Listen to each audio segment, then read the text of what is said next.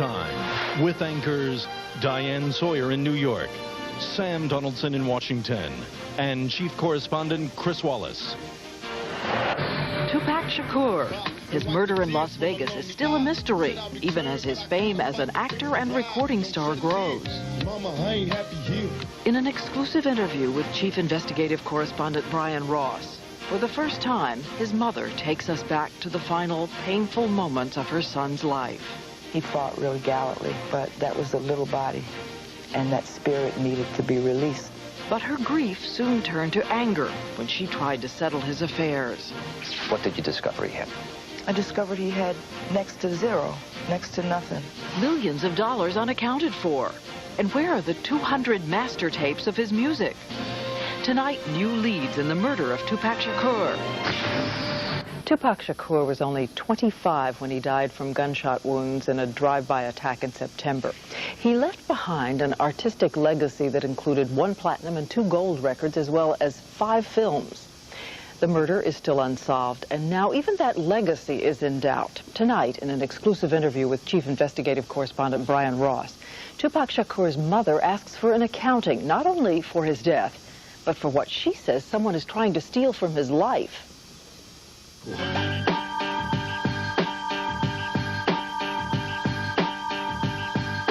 It's nice out here, man. The American dream, man. The American dream, thug style. Whatever might have been said about his thug style and rough lyrics, Tupac Shakur's gangster rap music made him a huge star.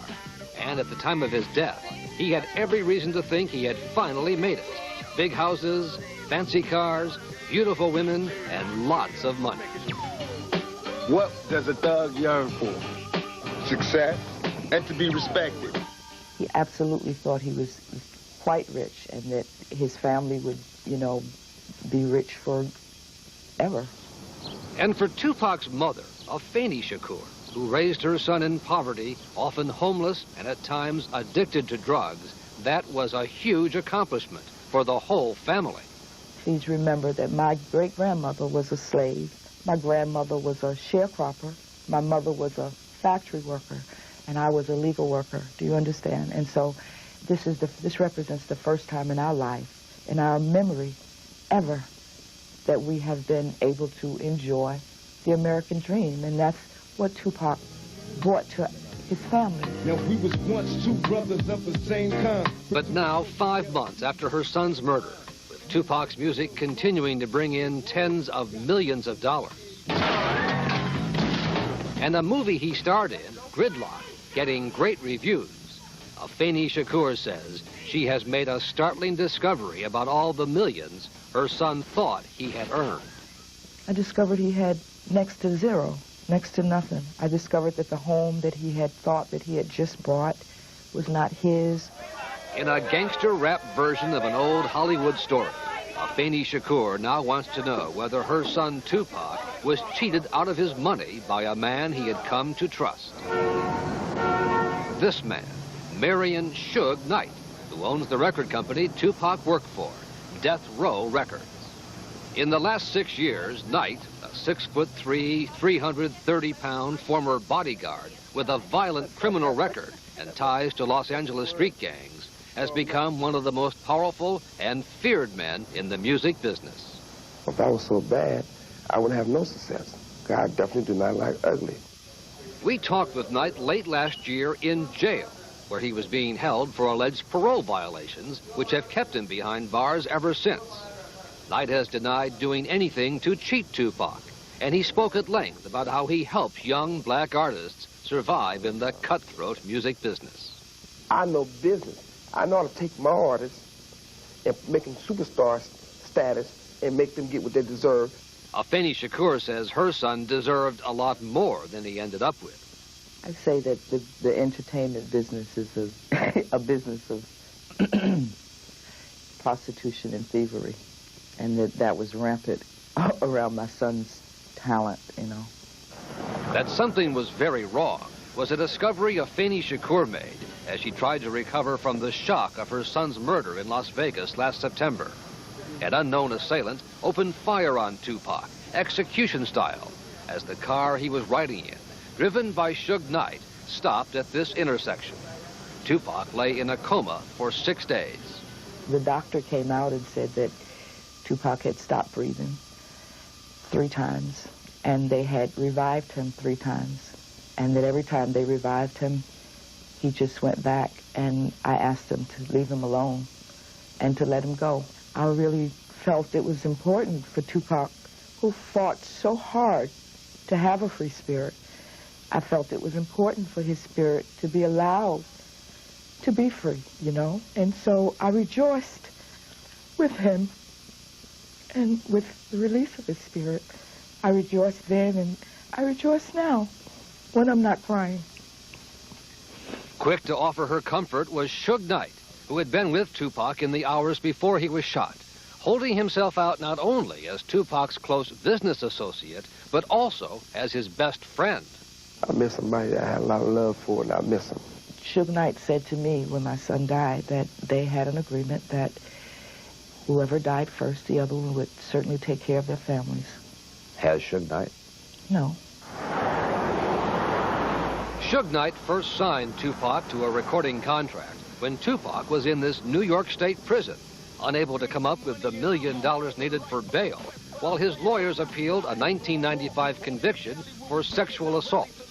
I didn't think he had a choice, and I'm sure he didn't feel like he had a choice under the circumstances. What about this contract? This is the recording contract Tupac signed in prison, which is unusual enough, committing Tupac to do 3 albums for Death Row Records. This is just, it's a joke. Even more unusual, according to Richard Fishbein, the lawyer representing Tupac's estate, was that Tupac agreed to appoint as his lawyer the longtime lawyer for Suge Knight and Death Row, David Kenner, who says there's no conflict in what he did. You just have to think about the consequences of coming in to have an agreement signed with a lawyer, and the lawyer walks out not only representing this side, but representing both sides. Why they let me go, I don't know, but I'm out. Out on bail, fresh out of jail, California dreaming. But at first, Tupac was grateful to be free, and his mother says he wasted no time in trying to work off his debt to Suge Knight. He got out of prison on Thursday, and by Thursday night, he was in California in the studio. By Friday, Tupac had completed 7 songs from that double album. The music hit big, with sales in the millions. But Tupac's mother says no one at Death Row would give Tupac an accounting of his money. He asked over and over and over and over again for accountings of the things that he did, of the monies that came in and never got him. And when he screamed loud enough, I'm told, someone would bring over a car and say, Tupac, here's a Rolls Royce. And he'd drive it around. And then when he died, you found out none of it was his. Tupac's family says in the months before his death, Tupac was fast catching on and preparing to break free of his reliance on Death Row and its lawyer, his lawyer, David Kenner. A few days before he was killed, he formally sent a letter telling David Kenner that he no longer can represent him and basically firing him. And in fact, Las Vegas homicide detectives took a close look at Tupac's contract and his business relationship with Suge Knight, who detectives say has refused to help the investigation. He obviously is a prime witness in this, also a victim, and we've have gotten no cooperation from him. Lieutenant Wayne Peterson of the Las Vegas Police Department says Knight could help break the case, which is now focusing on a brutal fight caught on videotape in a Las Vegas hotel just hours before Tupac was killed. The tape shows members of Tupac's entourage, including Suge Knight and members of the Blood Street Gang, kicking and punching a young Los Angeles man who is a member of the rival Crips Street Gang. He denies it, but police now consider the beating victim and 2 of his relatives suspects in the case. We believe we know who's responsible for this. The problem we have with this case is we don't have anyone willing to come forward and testify to it. If you knew who killed Tupac, would you tell the police? Absolutely not. I mean, because, you know, I don't Why know. not? Because It's not my job. I don't get paid to solve homicides. I don't get paid to tell on people. The gangster rap mentality that they don't want to talk to the police is definitely hurting this case. Nor has Knight been willing to talk with Afeni Shakur and her lawyer Richard Fishbein, who went to see Knight right after Tupac's death to settle Tupac's affairs. I kept telling Rick, well, we're just going to, we'll meet with Suge. Suge will take care of everything. Yeah, don't worry. He's going to tell you everything. We'll meet with him first, but he didn't even show up. And now Tupac's mother says not only is her son's money missing, but more importantly, the master recordings of the some 200 songs he wrote and sang, potentially worth hundreds of millions of dollars. We don't know where the masters are because we can't get an accounting from Death Row Records. You don't know where they are? We don't know where they are. Death Row Records and Suge Knight have made hundreds of millions of dollars with gangster rap and stars like Tupac Shakur.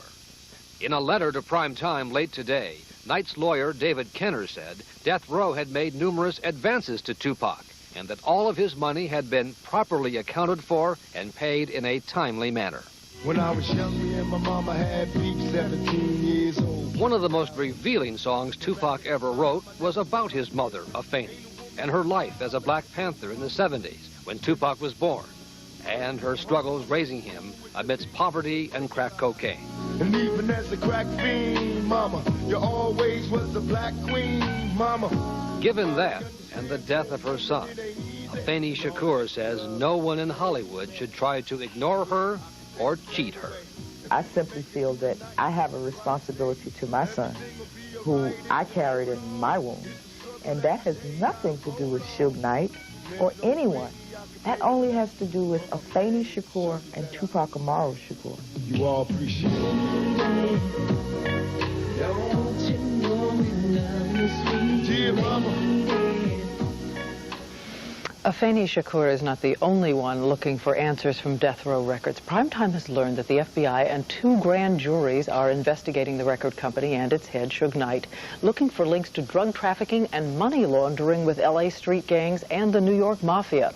Allegations Suge Knight denies.